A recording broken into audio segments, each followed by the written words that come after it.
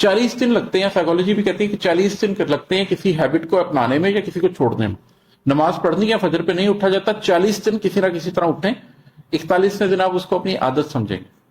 Cigarette पीते हैं, छोड़ दें, 40 दिन के बाद आप उसको छोड़ देना आपके लिए आसान हो जाएगा।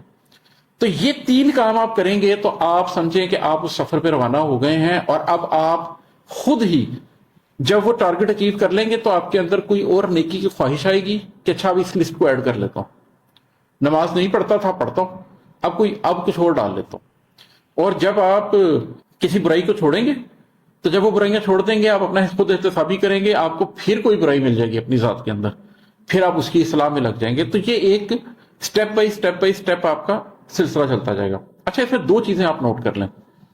ग्रोथ 2 तरह की होती है, एक होती है इंक्रीमेंटल ग्रोथ और एक होती है एक्सपोनेंटल, जिसमें एकदम हो जाती है। मैं आपको उसकी मिसाल भी दे देता हूं। प्रॉफिट सल्लल्लाहु अलैहि वसल्लम का फरमान है कि मोमिन का एक दिन दूसरे दिन से बेहतर होता है। ये इंक्रीमेंटल ग्रोथ है, रोज बरोज होती जा रही है, रोजाना थोड़ा सा इंप्रूव करना है। आप सोच नहीं सकते 20 साल में आप कितना डेवलप हो जाएंगे। एक ये तरीका है, इसको इख्तियार करें।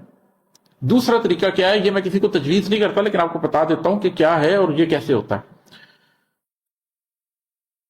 जादूगरों का क्या कैरेक्टर होगा, क्या कैरेक्टर होता होगा काला जादू करने वाले लोगों का?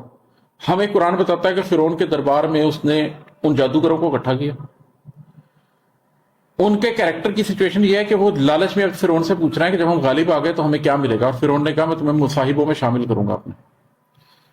फिरौन ने हक को देखा, और हक को देखने के बाद वो खुले मजमे में कह बैठे कि हम तो मूसा और हारून के रब पर ही मान लाए। फिरौन ने कहा तुम मेरे पूछे बगैर ही मान ले, मैं तुम्हारे मुखालिफ संतों से हाथ पांव कटवा दूंगा। उन्होंने कहा कोई फिक्र की बात ही नहीं है। फिरौन ने उनके मुखालिफ संतों से हाथ पांव कटवाए और कत्ल कर दिया उन सबको। अल्लाह ताला ने उनको सीधा जन्नत में ले गया। अब ये कुरान हमें बता रहा है। अब उन्होंने क्या नेकी की? उन्होंने इंक्रीमेंटली कुछ नेकी नहीं की, उन्होंने बहुत बड़ी नेकी की, उसकी कीमत अदा की, और उस कीमत को अदा करके सीधा एक एक्सट्रीम से दूसरे एक्सट्रीम पर चले गए। तो ऐसे भी कई दफा होता है लोगों के साथ कि वो किसी बहुत बड़ी बुराई का इर्तिकाब करते करते कोई ऐसी नेकी कर बैठते हैं और फिर उसके लिए इतना बड़ा स्टैंड लेते हैं कि वो बहुत बड़े दर्जे क्रॉस कर जाते हैं। लेकिन ये सिखाया नहीं बताया जा सकता किसी को ये कहा नहीं जा सकता कि तुम जाओ गुनाह करो और फिर एकदम छोड़कर बहुत बड़े नेक आदमी बन जाना। ये किसी पर रब का खास फजल हो तो हो जाता है।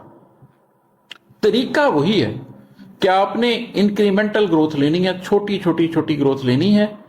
हाँ, जब आप वो लेंगे तो बीच में किसी ना किसी जगह अल्लाह पर लगा के आपको एकदम स्पीड आपकी बढ़ा भी देगा।